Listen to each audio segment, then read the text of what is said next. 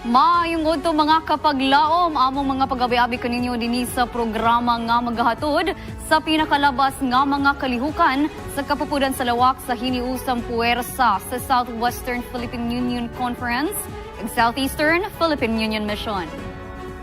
Karon pitsa 25 sa bulan sa Enero tuig 2025. Among ihatod diha kaninyo mga pinakalabas nga balita nga nagsabwag sa kamatuoran ug nagdala og dakong paglaom uban ang pwersa sa katawan sa Dios. Kini inyong kapaglaom, Daniel Capon. Kami magatutog sa matag kalihukan nga magdala kanato sa pagdaig sa kaayo sa atong Ginoo ug maghatod kanato sa pag-ila siyang gahom sa atong kinabuhi. Ako si Analiza La Victoria. Ug uban kita sa pagsaksi sa atong kalampusan niini nga semana. Dinhi sa Mispa Live News and Commentary. Alang sa mga balita nga nagdala og buhing paglaom. Ikabat sa 2,000 ka mga delegado ang mipartisipar sa Adventist Youth Ministries Leaders Summit 2025 sa Sipom. Mga opisyal sa Southern Mindanao Mission nagkatigom alang sa 2025 Officers Convention. Ug unang panagtapok sa NCMC Stewardship Department ipahigayon alang sa pagduso sa COP Friendly Church. Kini ug uban pa mga balita atong atangan inilang sa Mispa Live News and Commentary. Live gikan sa buhatan sa Hope Channel South Philippines. Kini ang Mispa Live News and Commentary. Usa ka talagsaon nga talanawon sa mata sa Dios samtang ang iyang kasundaluhan sa katawhan nagkahiusa sa pagsulog sa iyang kaayo ug gugma atol sa Adventist Youth Ministries Leadership Summit 2025 sa Southeastern Philippine Union Mission. Diin mikabat og dulan 2,000 ka mga delegado ang mitambong. Atong sutawon ang update sa mga katiguman. South Philippine Union Mission kun SEPUM nagpasiug daw usa ka dakong panagtipok sa mga batanong Adventista nga pangulo nga sa diin ang South Philippine Adventist College kun SPAC nahimong usa ka lagsik nga hub sa pagtuo o pakigsaulog samtang kini nag-host sa Adventist Youth Ministry Summit niining tuiga nga nakasentro sa makapadasig nga tema Carry On. Ang summit nga gihimo ni adtong Enero 17 ngadto sa 18 nagtigom sa batanong mga delegado gikan sa 5 ka misyon sa Southeastern Philippine Union Mission. Lakip ang 401 gikan sa Northern Davao Mission, 294 gikan sa South Central Mindanao Mission, 350 gikan sa Southern Mindanao Mission, 435 gikan sa Southeastern Caraga Mission ug 565 ka mga delegado gikan sa Davao Mission. Ang tema nga Carry On milanog pag-ayo nagdasig sa mga nanambong nga magpabiling matinud-anon may katuyuan ug lig-on sa ilang misyon sa pagpaambit sa ebanghelyo ug pag-andam sa kalibutan alang sa pagbalik ni Jesus. Ang kalihukan nagpasiugda sa kamahinungdanon sa pagpadayon sa mga gibilin sa nangaging mga leader, pag-atubang sa mga hagit uban sa gahom sa Dios ug pag-apil sa aktibong pagkadisipulo pinaagi sa pagserbisyo.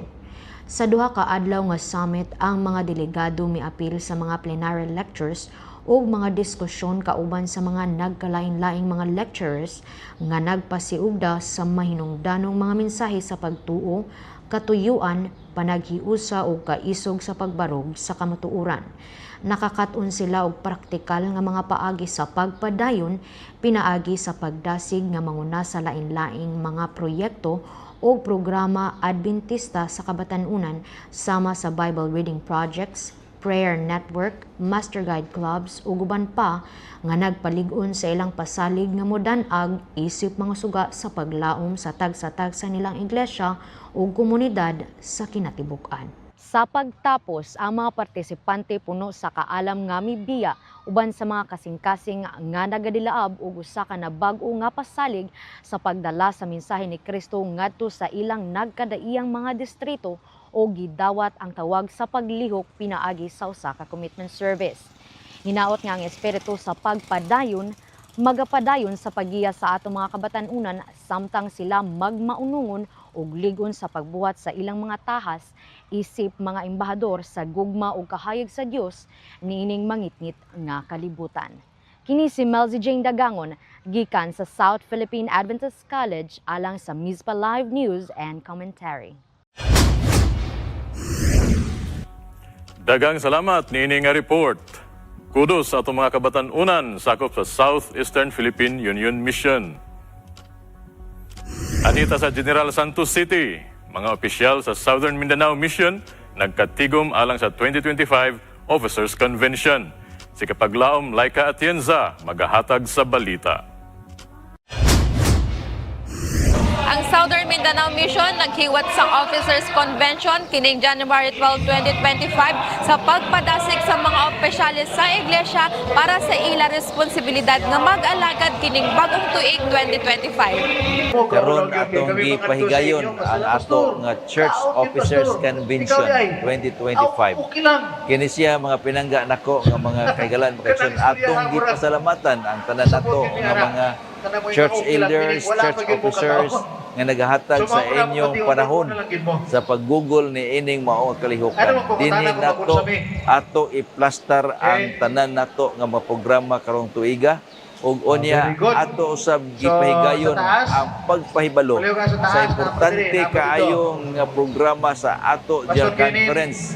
Ang General Conference nagpasiugdan ni ining Harvest 2025 nga atong intensify simultaneous evangelistic effort nga pagahimuon o ang atong mga care group ato ni siyang i-reactivate tungod kay ang handom sa Ginoo in the last days nga ang tanang mga membro sa iglesia makiglambigit gayud nga aktibo alang sa pagsangyaw sa maing balita o pag-andam sa tungkulingon sa haduol ng pagbalik sa Ginoo. Kini nga seminar karon mga kaigsunan, dako kini gikatabang sa matag sa kanamo kay nganuman tungod aduna pay mga programa nga wala na mo masayran o kini karon nga programa nga gihimo sa ato nga kadagkuan, dako kini gikatabang sa matag sa kanamo kay kini usab makatabang sa pagpalambo sa pagpadaghan sa atong mga miyembro sulod sa iglesia o makapatabang usab kini sa pagpalambo sa pagtinagdanay sa matag usa ug amo usab nga nasayran kung unsa kini kadako nga pribilehiyo alang sa matag usa nga mga mahimo nga mga opisyalis sa ato ang matag iglesia. This convention remind us that leadership isn't about self-gain but about selfless service and glorifying God through our action. Gikan diri sa Adventist Convention and Media Center sa General Santos City, ini si Laika Atienza reporting from Mizpa Live News and Commentary.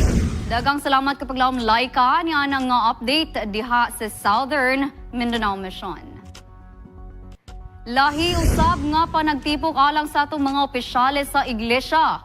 Unang panagtapok sa North Central Mindanao Conference Stewardship Department, gipahigayon alang sa pagduso sa COP Friendly Church. Ang detalye hatag ni Kapaglaom Chester Kent Vacalares. NCMC-wide COP-friendly church meeting gipahigayon diri sa North Central Mindanao Conference. Dulan sa 20 ka mga individual ang misalmo sa gipahigayong COP-friendly church meeting nga gilusad dinhi sa North Central Mindanao Conference. Tuyo sa mga programa nga makabuhat og mga aktibidades sulod ni ining tuiga 2025 aron sa paghatag og kadasig alang sa atong mga kaigsuonan. Giaghat ang mga kaigsuonan sa pagsuporta sa mga programa sa paagi nga kini magmalampuson ug mapabilin ang kainiton sa pag-alagad samtang kita malipayon nga magpaabot sa atong buhi nga Dios. Kani siya NCMC-wide nga chapter. So, ang mutambong ni ini ang mga una ang mga COP niyan o COP Friendly Church, 5 na ka iglesia nga among na-recognize og napay coming og mga individual nga nag-COP. Ang usa sa purpose niya na aron magdinasigay o niya ihatag ang recognition nga gihatag gikan sa union. Among i-promote nga ang mga programa nga mga pahitabo karong nga tuig para pagpahibalo alang sa tibuok Seventh-day Adventist alang sa pagpangandam sa atong kaugalingon ingon nga kita nangalagad sa Ginoo kay kung ang Ginoo mo balik atong masiguro ang atong kinabuhi nga kita makasiguro sa kinabuhing dayon og makapuyo unya kita diha sa langit nun nga puloy-anan. So, sa mga tumong nini aron atong mapalaganap or atong mapatakod sa atong mga kaigsuonan kung unsa gyud ang pinakatumong nganong gi-promote gyud ang COP. Sa tumong nga ako nasabtan sa COP ang atong kasing-kasing nga kanang tawhanon nga kasing-kasing sa pagkadalo. Kay sa ako ang nasabtan base sa gisulat ni Ellen G. White nga ang COP or kaning ginatawag na tog 10% sa atong offering mo siya ang mupatay sa tanang bahin sa ato ang kakug. No? Kay ang Matthew 6:19 nagingon, di ba? Nga dili ta magtigom og bahandi diri sa yuta, no? Kay kutkuton lamang, tayan lamang dito ta magtigom og bahandi sa langit, no? Kay didto man ang atong tumong. Muna mga kapaglaom ang akong nasabtan, ang ilang nasabtan sa kadaghanan nga nag-COP, mo'y gusto pod na mo i-share nga masabtan pod sa kadaghanan kung unsa gyud ang pinakatumong nining atong promotion sa COP nga karon nilaganap na dili lang sa Pilipinas kundi sa tibuok ng kalibutan. Alang sa kalambuan sa iglesia o pag-uswag sa itong pagtuo, kanunay tang suportahan ang buhat sa Dios hantod sa iyang pagbalik. Ug siya magaingon sa Matthew 25:23, "Well done, good and faithful servant." Kini si Chester Kent Paclares para sa Mispa Live News and Commentary. Dagang salamat kapaglaom Chester Kent Vacalares. Usa lamang kini katimailhan sa pagkamatuod o responsable nga pagkapinayalan sa Dios. Anita mga higala sa Zamboanga Peninsula Mission. Unang evangelistic campaign sa tuig 2025, kapin 300 ang hugot nga midawat ni Kristo. Ang maong magapaikag nga balita igahatag ni kapaglaom Sandra Day Batubalunos. Kapaglaom Sandra. Ang buhat sa pagsangyaw sa kamatuoran o sa gugma sa Dios nagapadayon sa gihapon. Busa niining unang bulan sa tuig 2025 kapin gatos ka mga kaigsunan ang mingdawat kang Kristo isip ilang manunubos. Sa gipahigayon nga usa ka simanang pag-ebanghelyo dinhi sa Imelda, Zamboanga, Sibugay. Sulod sa pipila ka mga gabii, si Evangelist Roger Robinson usa ka magsusulti gikan sa Australia, madasigon nga nagpresentar sa kahibulungang paggiya sa Ginoo kaniadto diin iyang gipahat ang mga mahinungdanon nga paghitabo ug kasaysayan nga nahisulat sa balaan nga kasulatan. Mrs. White says that in the last days God will empower ordinary people. And I know that God would use you. Just take what you've got, put it in the service of God. God will add. God has helped me to grow, and God will help anybody who's working in His service. And there are people that only you can reach.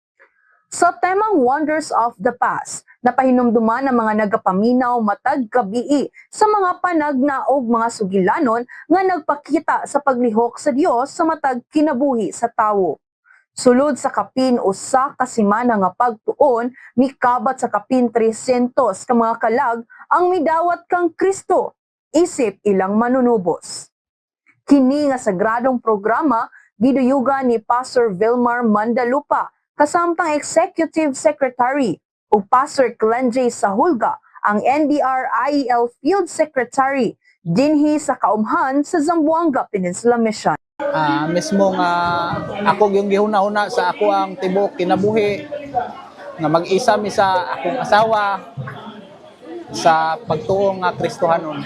Katoliko nagian ako, iglesia nagian ako, pero lahi na jud ang Adventist. So juday ang ikapito nga adlaw jud ang pagpahulay. Nagmaya ang langit niining mga kalag nga midawat sa santos nga bautismo. Kini nga kalihukan sa unang bulan sa tuig 2025, usa ka lakang alang sa dakong tahas nga gisangon sa matag usa. Mao ang pagmantala sa maayong balita ngadto sa mga katawhan. Kini nga kalampusan gibati namo kung giunsa kitang tanan sa paggamit sa iyang bulaton. Nakita nato unsa ka daghan dili ni sa among kagalingon apan sa pagampo sa tanan ng mga kaigsunan ug sa matag usa nga nagahimo sa pagtugyan aron mahimo kining dako nga wali. Kalipay namo sa Ginoo nga iyang gihatag. Ang mga kahigulungan sa kagahapon nagapadayag sa pagkamapadayonon nga gugma sa Dios ug ang iyang dili mausab nga katuyuan sa mga katawhan. Siya mao gihapon, kagahapon, karon ug sa umalabot. Kini inyong ubos nga alagad kapag laong Sandra alang sa MISPA. Live news and commentary. Dalaygo ng Dios nga nga balita kapag Lam Sandra o kudo sa atong mga kaigsunan usab nga mitabang sa moong programa. Atong kumustaon ang atong mga tulunghaan. 26 ka mga estudyante sa Mindanao Mission Academy miapil sa usa ka talagsaon nga educational nga pagbinayloay sa Jakarta, Indonesia. Isip kabahin sa Adventist International Student Exchange Program. Ano ang report? Ang Mindanao Mission Academy nahatagan sa pribilehiyo sa pagbisita sa Universitas Kristen Indonesia kon Indonesia Christian University sa East Jakarta, kauban ng grade 12 nga mga estudyante sa Jakarta Adventist Academy. Nindot kadto nga kahigayunan sa pagsuhid sa ilang nindot nga campus uban sa kapin 6,000 ka mga estudyante nga na-enroll sa siyam ka undergraduate nga mga programa, master's degree nga mga programa ug doctorate nga mga programa. Kini nga universidad giila nga pinakadako nga Christian school sa East Jakarta. Nailhan ang ilang kahana sa plastic waste segregation ug malahutayong kalambuan, ang Universitas Kristen Indonesia gitakda nga mahimong international nga research collaboration partner pinaagi sa faculty exchange program sa Mindanao Mission Academy. Kini nga programa gipasiugdahan sa maong tulunghaan uban sa katuyuan sa pagpadala sa mga estudyante ngadto sa ubang mga nasod alang sa cultural immersion, advanced training, exposure sa teknolohiya ug inobasyon, research collaborations, spiritual upliftment ug language enrichment sulod sa usa ka bulan. 26 ka mga estudyante ug 5 ka mga magtutudlo ang anaa sa deployment sa maong programa. Kini nagtimaan sa usa ka mahinungdanong milestone alang sa Mindanao Mission Academy, usa ka tinuod nga paglukso sa pagtuo. Usa gayud kanindot nga programa sa atong tulunghaan ang educational exchange. Dinusab makahimo sa pagkat-on ang atong mga kabataan sa mga kultura sa ubang nasod. Padayon sa kadasig, Mindanao Mission Academy.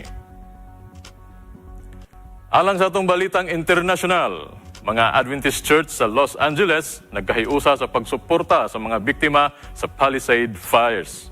Og bagong training center, gilauman nga muuswag ang misyon sa lokal nga komunidad sa Pilipinas. Si Kapaglaom Glenny maghahatag sa detalye.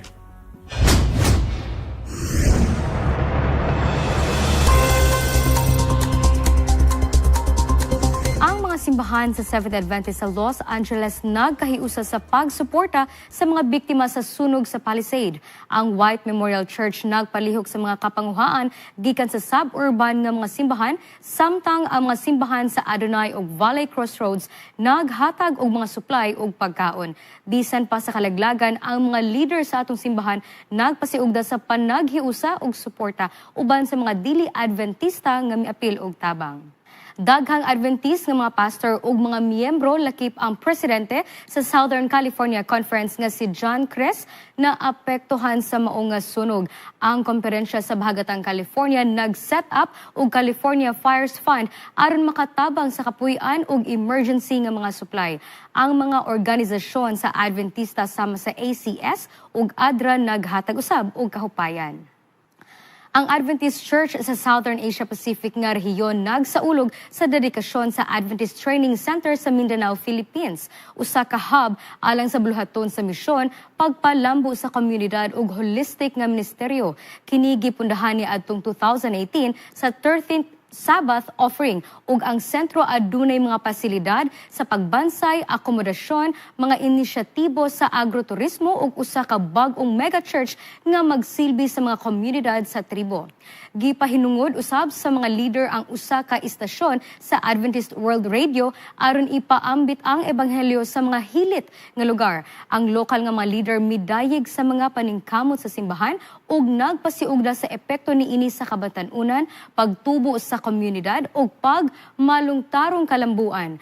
Ang ubay-ubay nga lokal nga kontribusyon lakip ang usa ka guest house nagpalambo sa misyon ug mga kapabilidad sa outreach center.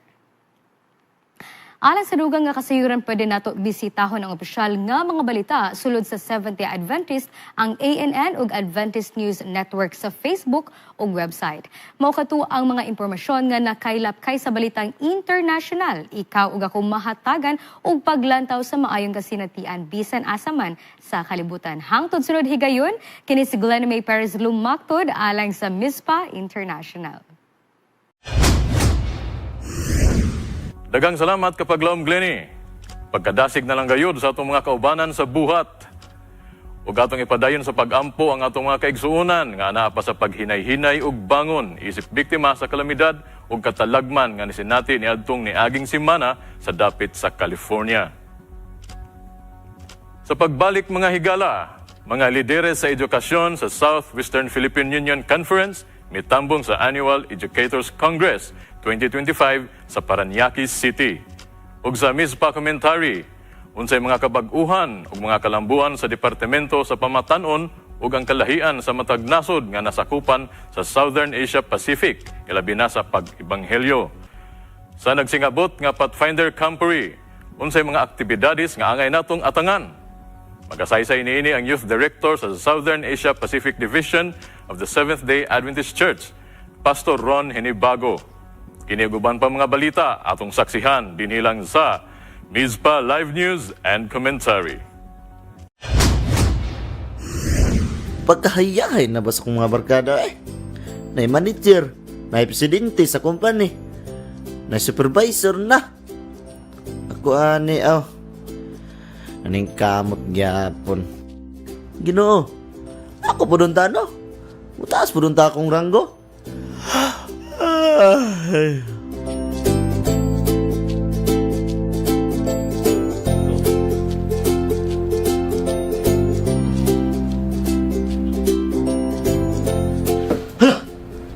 Nana ko yung upis? Asino?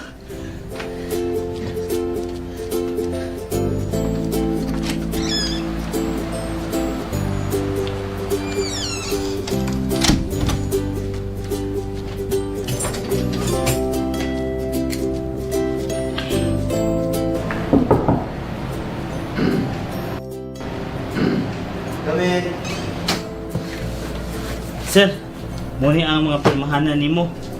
Unya, deadline na ni 3 hours from now. Kay needed na sa bank. Yes sir, by the way sir. In a minute or two, dahil mo tawag for our project in Cebu. Okay, sige. Tawagan natin ka pa. Kinangalan natin ka ha? Yes sir.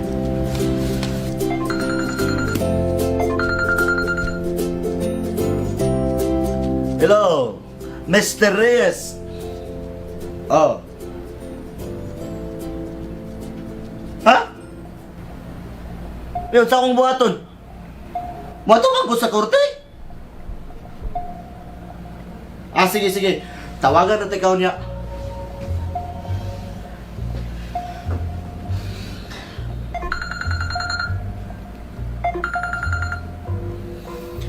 Hello, compadre.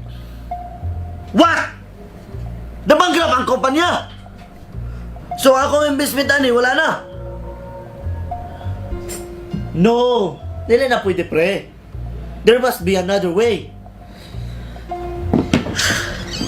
Sir, naipriyado makiistorya sa imo ah.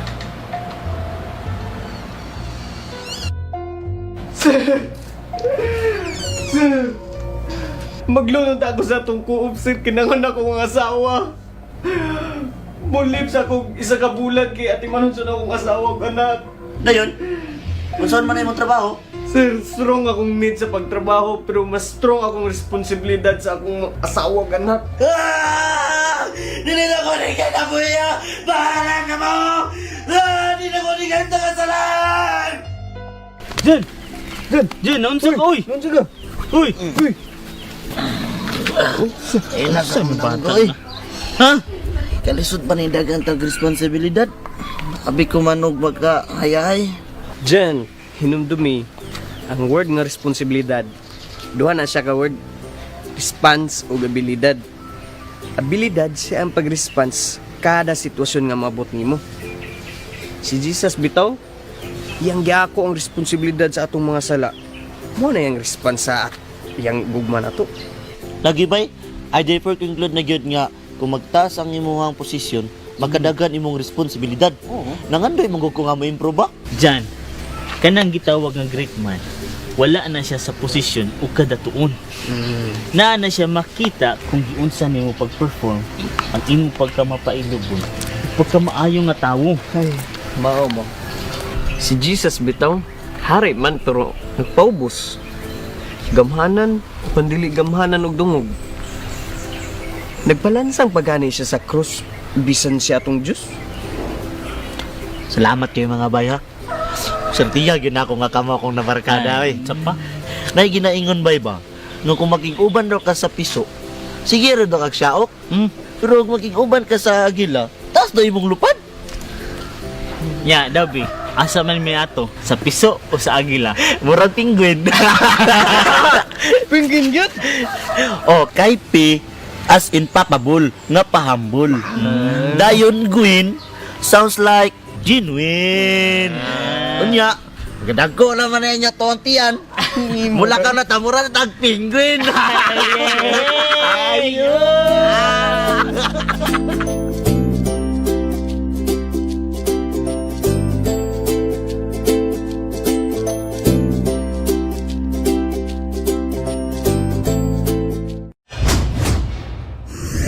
Daghang salamat sa itong mga skate buddies alang nining nindot nga pahinomdom.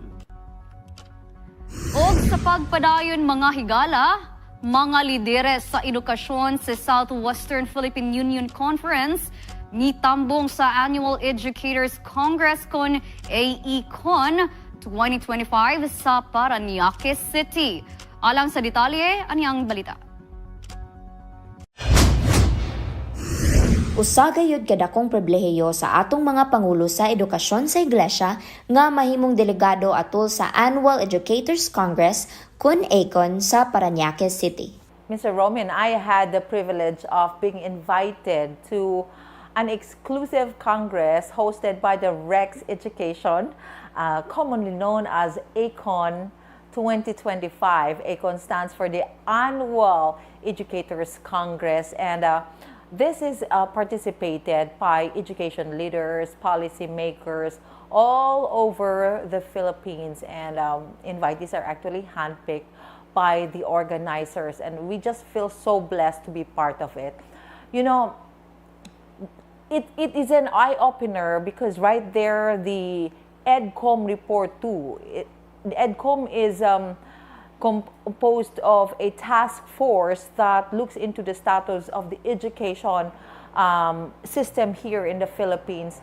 And do we know that actually the Philippines is lagging behind? Of the 8 ASEAN countries, the Philippines has only bested Cambodia. So we are actually on the bottom 2.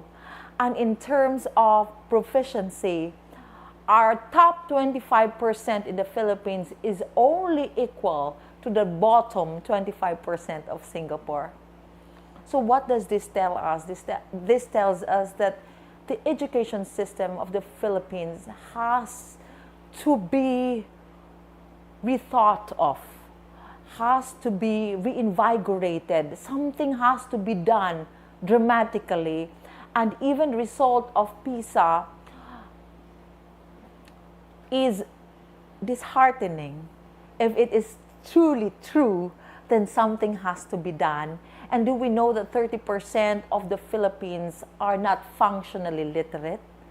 So all of these are challenges that the education confronts. Adventist education, being the largest Protestant education system in the whole world, also faces the same thing. At least in the context of Southwestern Philippine Union Conference, there are many challenges. But if education propels the next generation's direction and even the future of the next generation, then something has to be done now.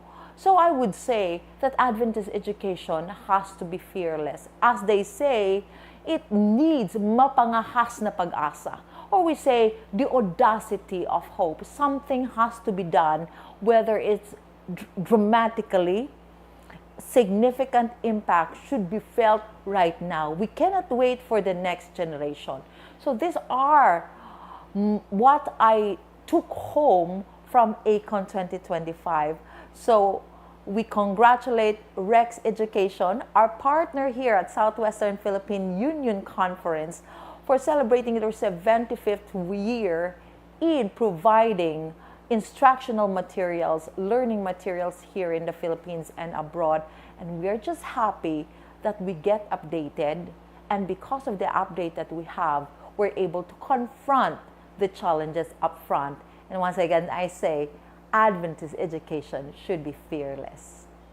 Mapasalamaton ang atong lideres nga pinaagi ni ini nga Congress, mas mapalig-on pagyud nato ang atong sistema sa pagtanyag og kalidad nga edukasyon. Daghang salamat ini nga update alang sa pagpalambo og sa mas mauswagon nga edukasyon sa atong mga tulunghaan sa iglesia. Og sa unsa daw, ikaw ba na biktima sa pag-share og mga dili tinuod sa social media? Tingali wala na nato nasayran ang tinuod apan tungod sa ka-excited ato kining gi-share aron makabasa ang uban. Si Kapaglaom Tawing adunay nindot nga kasinatian og mga tambag alang sa paglikay niini. Dinilang sa unsa daw.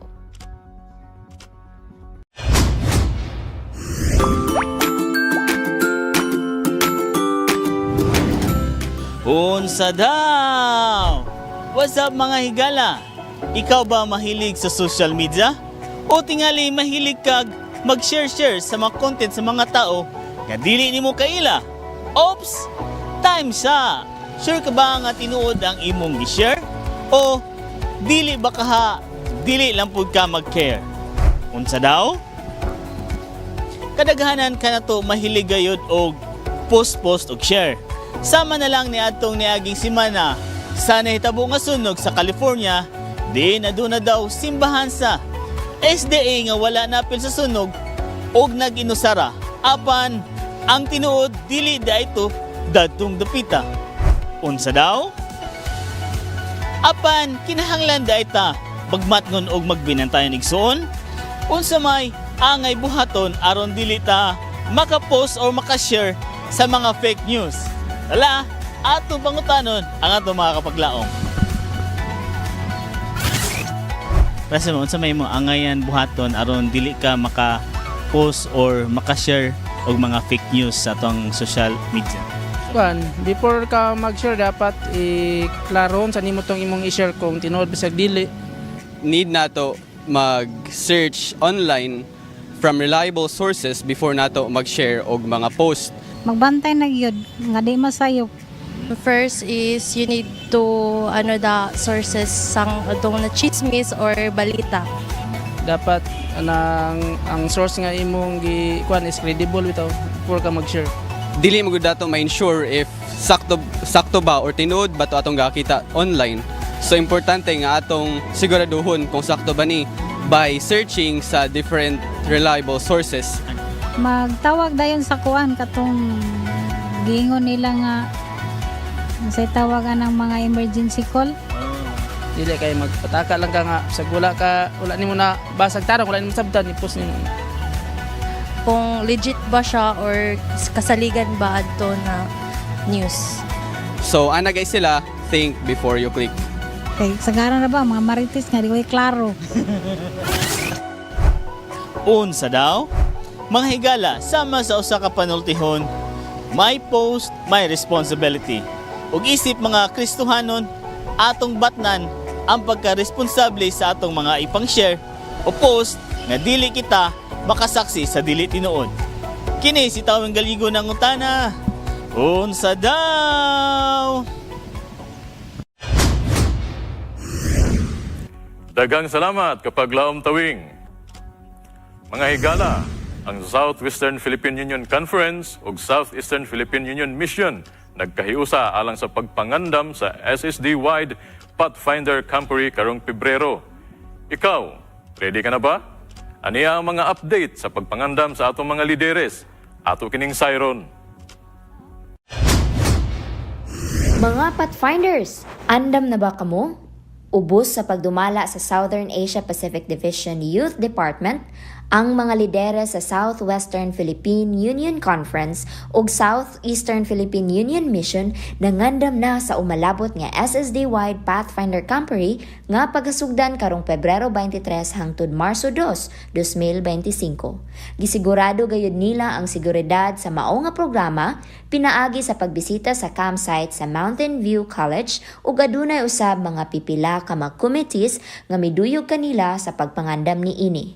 Busa, unsa pay gihulat nato mga higala?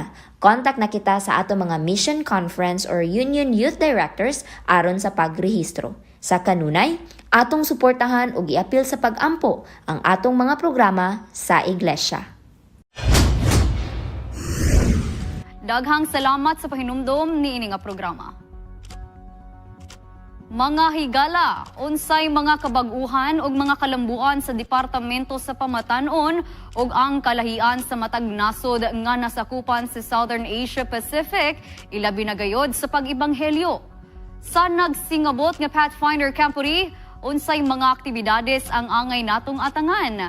Magasaysay niini ang atong Youth Director sa Southern Asia Pacific Division of the Seventh-day Adventist Church, Pastor Ron Henibago, tira lang sa Mizpah Commentary. Daghang salamat Annalisa and Reniel alang sa mga balita ang inyong gihatod kanato diri sa Mizpah Live News and Commentary. And as usual, we would like to give our salute to our communication directors all over Mindanao for giving your news every Saturday mga kapaglaom. And amog yun ang siyang ipasalamatan kung makahatag kita og update sa atong mga kapaglaom wherever they are. And our church is always actively involved sa mga buluhaton sa mga iglesia. Mga kapaglaom, this week atong hisgutan kung unsa ka importante o unsay significant sa youth department sa atong iglesia, unsay mga nag-una nga kabag-uhan ug mga atong atangan ni ini nga departamento, especially sa kinatibuk ang Southern Asia Pacific Division ug unsay katayuan sa Pathfinder Camporee, unsay atangan sa mga ginikanan nga magpadala sa ilang mga kabataan dito sa mahimong Pathfinder Camporee karong umaabot February 23 to 29, 2025 mga kapaglaom. Ato kaning hisgutan kauban ni Pastor Ron Henibago, ang atong Youth Director sa Southern Asia Pacific Division, ang atong headquarters sa Southern Asia Pacific diri sa Iglesia sa Seventh-day Adventist Church sa Mindanao. Pastor Ron, maayong hapon and happy Sabbath. Maayong hapon. Pastor, ano po yung mga pagbabago or mga aabangan natin this year for the youth department? Yeah, for this year, we have the Voice of Youth Harvests. That is our theme, emphasis for Voice of Youth this year. And we want to support the Harvest 2025 of the Church of SSD. And our goal is for every church in SSD to conduct Voice of Youth harvests so that we can involve our young people in organizing themselves and also in discipling them on how they can reach out to the community in their churches. Pastor, can we dissect the word harvest? Yeah. Because maybe some of our viewers are not able to it's a term that we all use at church natin, Yes. but what is harvest? What do you mean by when we say Harvest 2025? And youth department is in line with this concept of evangelism this year. So, in the farming, it's a farming terminology. When you plant, like for example, corn, and when it is fully mature, you need to harvest. Gusto mag-ani ka na.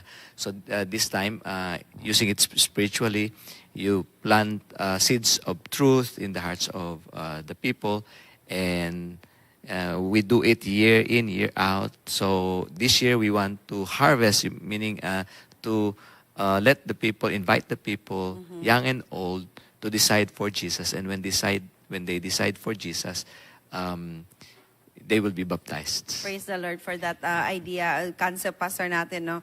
But Pastor, I want to ask, because right now, you are heading the entire youth department of the Southern Asia Pacific Division, which includes 11 countries. Yes.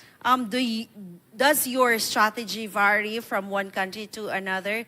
Because these are all Asians, but then each nation or each country has different or unique ways of evangelizing, different ways of how young people, the lifestyle of young people there. So ano po yung mga strategies na ginawa ninyo para kumbaga ma-reach natin ang lahat ng mga Asian young people? Yeah, thank you very much. So that's a great question. Here's the thing, like for us Filipinos, we easily reach Filipinos. We know we are in a Catholic country, Christian country, so the context is Christian. But when you go to Thailand and other places, Buddhists. So the best way is to train our young people with the same concept of the 28 fundamental beliefs and also how to reach out. But they do it in their own context. So the adjustment is being done down there. Sometimes we do here in our country 1 week, but in some other places they cannot do it. Like when Pakistan was still around in SSD, they only do it in a weekend and more on the ground preparation. So the adjustment is being done in the local or in the countries, whether depending on their contexts. Yeah. Depende rin po sa culture nila. Yes, sa, culture. Sa style ng kanila, no? Ng kanilang lugar. Pastor, I want to ask, because there's a question raised on social media. It says na parang hindi na nai-enjoy ng mga professionals yung youth program natin in the afternoon. Because one posted na it's like, hindi na, they're professionals, they're married, at the end of the week, they're tired. And Bible games and song games are no longer attractive to them. And then the question goes on like, is the youth department giving a time na mag-conceptualize sa mga programs na, kumbaga, merong pang youth, may young adults, or mga ganun po, mga categorize po ba siya? Actually, technically, the youth in the church is from like 4 to 30 years old, 30 years old below. That is technically the youth. When you are beyond 30, you're no longer youth technically, because Adventist Youth Ministries is designed to reach out those 30 years old below. Oh, so ibig po bang sabihin, pag ako ay lagpas na ng 30, that should design a program for me? Yeah. So if you're no longer like for me, I'm 48 right now. Ako rin so, alagpas na rin ako, Pastor. So we become now youth mentors for them. So from being the recipient of program, we now take charge and provide programs for them, for these young people. However, although that's the case, we become mentor of the young people, 30 years old below. We have also programs like in SSD, we have senior youth leadership, we have master guide. It is, there is no limit with regard to age. Even you are senior citizen, you can be trained. Even because if manager and CEO ka na, if you are passionate about youth, be a senior youth leader and be a master guide. So, but some people don't want a uniform, youth ministry, but they can still, it will be beneficial because technically, the church, we designed this senior youth leadership and also junior youth ministry curriculum to disciple our young people. So if they see this, they'll be able to know what to do and how to serve the young people. And another one is we have the public campus ministries, the young professionals ministry. So we this young professional is this 22 up to 40. We stop serving 41 years old. They can be what you call that ASI. Yeah, but so we cater for this. This range of ages in our church. So kumbaga, Pastor, there are a lot of ministries, avenues where you can serve. You just need to go to your elder or maybe to your youth director or to any pastors. Yeah, like we have here in SSD, we want to promote if the church, for example, has an active program for junior youth, senior youth. Junior youth is from 4 to 15 years old. And senior youth is 16 up, 16 to 30 plus years old. So so we have this range of program for our church. So I think sometimes we do not stop being recipient, the recipient of the like we are constantly receiving. I think we need to step up and make ourselves available and serve our young any. people. Yeah, and if the church has that strong program, you have the prayer network, you have the Bible reading project, and then you have the junior youth, senior youth, and then young professionals, so active. So you can design a program. But another thing that I'd like to add on this, I agree that that to be effective in youth ministry, you need to listen. Agree. Yeah, we have we usually have top to bottom program. We have program coming from GC, program coming from SSD and the union. But we should not ignore the program that is in the heart of the young people in the church. So we need to listen to them. What ano are their yung gusto needs? nila? Yeah. So we did a survey, and mostly among the top 5 issues of our young people in SSD are concerned. The top 5 are concerned on the mental issues.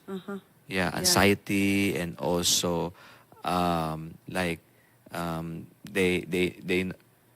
want to know how to cope with stress and other things. So we need to listen. And then, for example, we know that many are stressed in our young people. So we can design a program that would address those needs. And if we don't have the expertise, we can invite others from other churches. So in this way, you can be relevant to the youth in your church, because SSD cannot be all to young people. So, but if we want to really be relevant to our young people in the local churches, we need to listen to them. And after listening, involve these young people how to design program that would be beneficial to them. In that way, young people will say, they love us because they are listening to us. Agree to that, Pastor. And Pastor, coming na po ang ating Pathfinder Campery. What are we expecting there? And ano po yung pinaka-highlight ng ating campery? Yeah, thank you very much. So the campery is coming, and I'm so excited. It's 1 month, exactly 1 month from now. So it will be from Feb 23 to March 2. And the theme is Rebuild the Altar. So this time we are featuring Elijah. And Elijah, we have in 1 Kings 18:30 or 2 Kings 18:30 about Elijah rebuilding or repairing the altar. So we want our young people to rebuild the altar of their lives, meaning to have a living connection with God. Because during the time of Elijah, there was this problem of not only famine in the land, like we are talking about harvest, but there was also famine in the spiritual life of people. People during that time served Baal.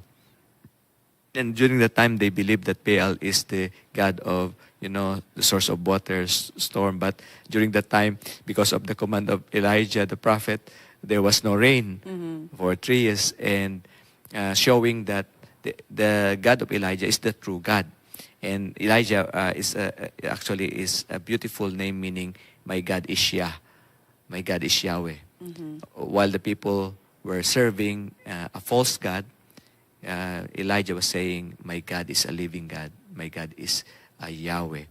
And that's what we want our young people. So many things that they are being tempted, so we want them to decide, I will rebuild my altar, I will serve the living God. Thank you so much, Pastor Ron, sa ating mga kabataan. Please join. I mean, this is just for the church students, right? Pathfinder clubs ng mga church school. Church and school-based. Church and school, yes. Okay, so see you there sa Mountain View College on February 23 to March 2, mga kapaglaom. And to our parents who are supporting their students, or supporting their youth ministries, especially sa ating mga elders, daghang salamat kaayo sa kanunay nga paghatag og higayon nga ma-rebuild sa atong mga kabatanunan ang ilang kaugalingon, and that made them rebuild their altars too. Mga kapaglaom, salamat kanilang tanan. Pastor Ron, it's now your time to invite all of our viewers maybe to watch us online, because all of our programs there will be live streamed online, or maybe the support that you need from them. It's now your chance to tell them. Okay, thank you very much to our parents, master guides, and also pathfinders who cannot come during this Kampuri. We are inviting you to watch us on our social media pages, so you can be abreast to Your page po, Pastor, ano page? Our page is SSD Youth and Young Adults, and also SSD Pathfinder Kampuri. So we'll be sharing this, and then so that you can see what's happening. And I'd like to appeal that please do pray, because when we work, but when we pray, God works. So by praying, God will work in the lives of our young people, especially of the Pathfinders and also Master Guide, so that when they go home, they are renewed and they are ready to serve the Lord until Jesus comes. Thank you so much, Pastor Ron Hinibago, ating Youth Director sa Southern Asia Pacific Division of the Seventh-day Adventist Church. Mga kapaglaom, again, we would like to tell you to go there if you have time. And if you cannot, please support our young people. If you don't have anyone to support too, you may go to our church, Adventist churches, academies, and schools, elementary schools. They need your support. It can be a form of money. It can be a form of items na kailangan nila, especially that we have a lot of Pathfinders who are going there, maybe food, or maybe your vehicles that they want to use. Please help, mga kapaglaom. And then you can also, it's not just, you can also, please pray for our young people as they head there. It will be like, they will be traveling by land, by air, by sea. So please include them in your prayers, mga kapaglaom, for their safety and protection. And karon mga kapaglaom, ato ibalik ang kapaglaom Analiza and kapaglaom Renil alang sa mga dugang balita diri sa Mispa Live News and Commentary. Dagang salamat kapaglaom Charm ug Pastor Ron Hinibago niya nang nindot nga diskusyon kabahin sa mga angay natong atangan sa malabot nga SSD-wide Pathfinder Kampuri. Mga higala, ani ay usa ka sugilanon sa atong igsuon diin ang programa sa Panimbaya sa Kabuntagon World ug Music of Hope mao'y nakahatag kaniya og kusog ug inspirasyon sa panahon siya maluya ug naghatag daw kinig kahayag sa mga problema sulod sa iyang pamilya. Mga higala, ani ang sugilanon ni Cicinio Olivero dinilang sa Stories of Hope.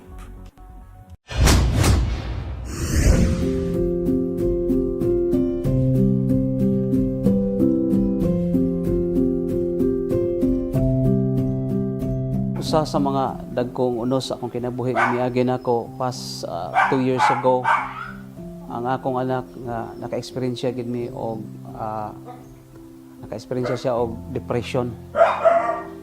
Isip batan-on i-consider nako siya nga pinakadako nga problema that time kay tungod kay ako nag-travel ko dito sa layo, unya gitawagan ko sa misis nga akong anak dunay problema nga depression. Ako si Sinsin Galiemet Oliveros. Nagpuyo sa Barangay San Roque, Iligan City. Ang edad is 53 years old. Membro sa Hinaplanon Church. Sa ka-elder. O formerly Heaven-bound President for 6 years. Usa sa mga naghatag nako og inspirasyon sa Hope Channel. So kad niabot ni siya nga media platform. Nagpasalamat ko nga niabot ni siya dinhi sa ato sa Mindanao tungod kay naghatag kini siya og inspirasyon or kadasig sa nakakontribute sa atong pag-alagad sa Ginoo. 2021 mga di ko masipyat sa mga bulan sa August. So one Sabat sa wala pa na siya may tabo nga na-depress siya. Ako na siyang gibadlong pinamduman pero ang kaaway nangita gyud paagi, no? Nga sulayan mi sa akong pagtuo isip magtuto sa Seventh-day Adventist. So karon mga kaigalaan, ako isa-isa gamay kung ngano nga i-consider nako siya nga dako problema kay dili lalim ang akong gibati. Pag-abot ginako dinhi dunay mga pastors, Pastor Lopez ug uban pa nga mga silingan namo. Naabtan ginako ang akong anak nga gigapos gid siya mga kaigsunan kay ano siya kanana ang helpless siya ba wa siya tulog for 2 days and 2 nights. So pag-abot nako siya kay ko nga nahitabo sa iha bitaw. So mga kaigsunan, isip amahan ni bate jud kabalaka unsa kay nahitabo sa akong anak nganong nainani ni siya, no? So muna nga nagtuo ko nga di na gid siya maulian mga kaigsunan. Muna nga nagunahon ako nga Lord sa muna di kay katapusan sa akong nganong naani siya nga pagsulay sa akong nga kinabuhi.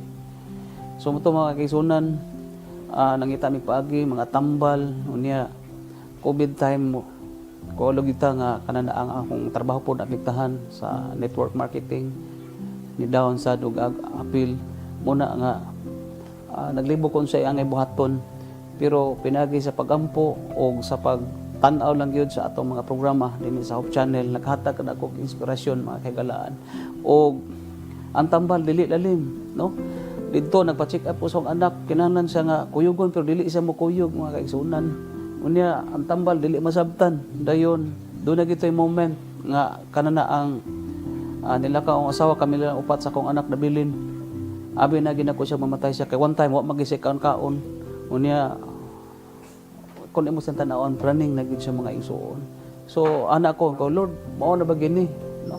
Nga mawala ba kanya ko anak nakuyapan siya mga kaigsuonan diri sa kusina nakuyapan siya abi nako og mawala gid akong anak. So mga igsuon nikupot lang jud ko sa mga saad sa Ginoo, no? O kada Sabado, kada adlaw kay COVID man to, dinhi gyud mi mutan-aw sa Hope Channel. Early in the morning sa worship, magpa-play jud kog music of hope. O sa buntag sa Sabado panibaya sa kabuntagon, mga songs diha, no? Unya takna sa pagtuon is very important usab kay being sa school teacher sa naghantag mga input sa atong mga kaigsunan. Excited ko nga mo share pod sa ilaha. Kini siya, no? Kini nga mga program sa Hope Channel South Philippines naghatag igog kadasig inspirasyon, no? Despite sa tanang mga problema. Abi yung mga kaigsunan lahi mangita og kay sa atong problema sa mga panimalay. Pero nagtuo ko nga pinagi lang is pag sunod ani nga programa ma-inspire ta, madasig ta, malig-on gyud ang atong pagtuo diha sa Ginoo. Ako nagpasalamat sa kahigayonan nga na-interview sa Hope Channel sa istorya sa akong kinabuhi, sa challenges sa akong kinabuhi sa akong pamilya. O kining opportunity naghatag kanako og inspirasyon nga magpadayon pa gyud, no, sa atong pagtuo pag-alagad diha sa Ginoo. O I hope nga makahatag kini siya og inspirasyon pod sa atong tagsa-tagsa ka mga puloy-anan nga lain-lain man ta og mga problema pero way lain atong dangpan ang Ginoo ra gyud og ang programa sa Hope Channel. Og ang Dios magapadalangin kanaton tanan. God bless Hope Channel. Daghang salamat kay paglaom si Sinio Olivero ni anang imong sugilanon sa paglaom. Atong nasaksihan ang naabot gayud sa atong mga programa dinhi sa Hope Channel South Philippines. Busa mga higala atong ipadayon ang pagsuporta pinaagi sa mga pag-ampo. Og anhita mga higala sa pagpangumusta sa atong panahon. Imo na bang nabati ang summer sa kainit, matag udto o dili ba kaha ang katunog matag kadlawon? Unsa man ang atong angay andamon? Si Kapaglaom Ayesha adunay mga updates diri lang sa Mizpa nahon.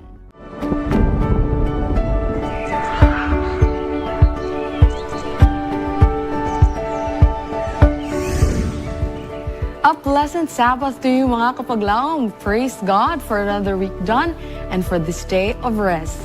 Kamusta man kamo sa panahon nga nakigkauban ninyo this week mga kapaglaom? Na-fit ba ang panahon sa inyo nga mga activities?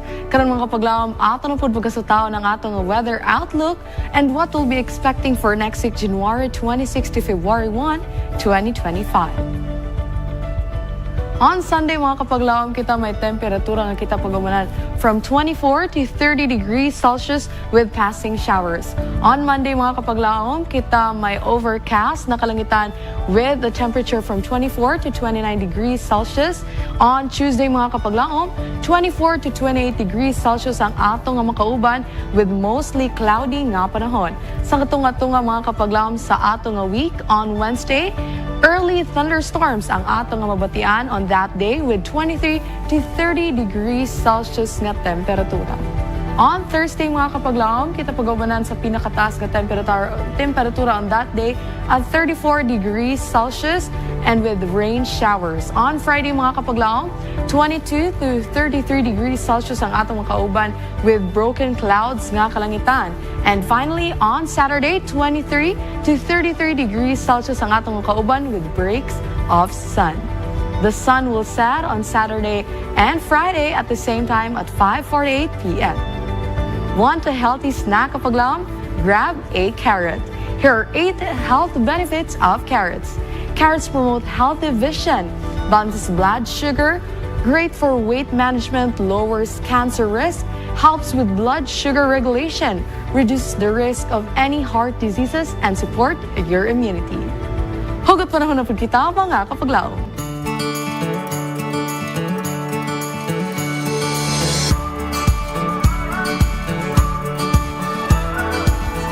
Gikapoy na baka sa batasan sa uban nga tao mga kapaglaom. To deal with them, you just have to be patient and be understanding. Pray for them and for yourself that you may respond to their reactions well. Remember to reflect the character of God kapaglaom because we know that the character of God is the best. Can you miss panahon? Miguel Ayesha Dumancas. Till we meet again din sa Mizpa nahon. Dagang salamat sa mga weather update kapaglaom Ayesha. So mga kapaglaom, ready na ba mo? Save the date, February 23 until March 1. At ipagayon ang Pathfinder Camporee, di ba? Kapaglaom, Renil? Yes, kapaglaom. This is the Southern Asia Pacific Division nga Congress. Yes. And I believe sa itong mga conferences, nagkanhog nakita nga mga posts nga nagpagigayon sila og CMT Level 1. Dini sa North Central Mindanao Conference, and I believe karon during this Sabbath day, anaa si Pastor Henry Bago diya sa din sa NCMC, og nagapahigayon sila sa ilang pinning program sa ilang CMT. Kaya mo prerequisite man daw ning CMT karon before ka mahimong master guide. So ready na gyud, nangandam na gyud ang atong mga kapaglaom. And syempre, nangandam pud ta sa matawang kandirebe. Okay, hapit naman dapat kani mag Pathfinder dapat i-ready gid ta sa mga panahon nga mga magkinausang panahon. So ikaw ready na pud ba kapaglaom Renil? Yes, nagandam na pud ta. Nag-andam. Busa ako nag-andam gid ko para sa itong mga kapaglaom, so kung ganahan gid kaning mga kanang sita ganang nataying. Importante ba kayang nataying? Yes, og kanang betang pinaka-favorite na ko is kanang bowline.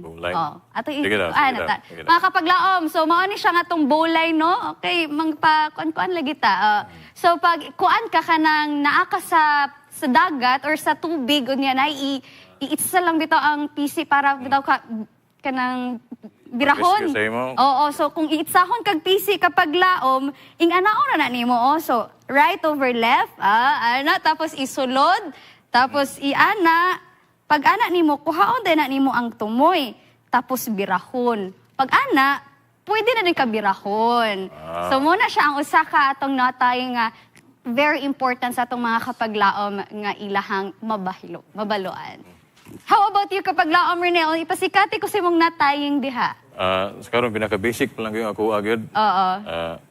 Nakalimot ang mga uban pero nag-review pa ko. Overhand lang sa mga Overhand ang pinaka-basic. Overhand lang sa. Yes. And I know sa atong mga kapaglaom diha nga mga pathfinders, daghan na gid pud sila og mga nahitun ang labi na sa itong mga academies, right? Mga estudyante na, grabe lang pangandam ron. Yes, that's true. Busa, save the date. Kano sa ito kapaglaom? Mga kapaglaom, February 23 to March 1. Ito. Ning tuig 2024. Yes, 2025. Okay. Magkita-kita kita sa MVC, mga kapaglaom. Ug mao kadto ang atong mga nakalap nga mga balita. Atong nasaksihan ang mga nagkalain-laing mga positibong balita ug mga sugilanon sa paglaom. Kini ang inyong ubos nga igsuon, Reniel Capon. Sugilanon nga makahatag kanatag kadasig ug kaligon sa atong pagtuo. Kini yung kapaglaom Manaliza La Victoria sa kanunay ng hinaot nga ang mga pulong sa gugma magpatigibabaw sa matag usa kanato. Hangtod sa sunod higayon, may our Heavenly Father who watches over us. Watch over you and me till we meet again here on Mizpa Live News and Commentary.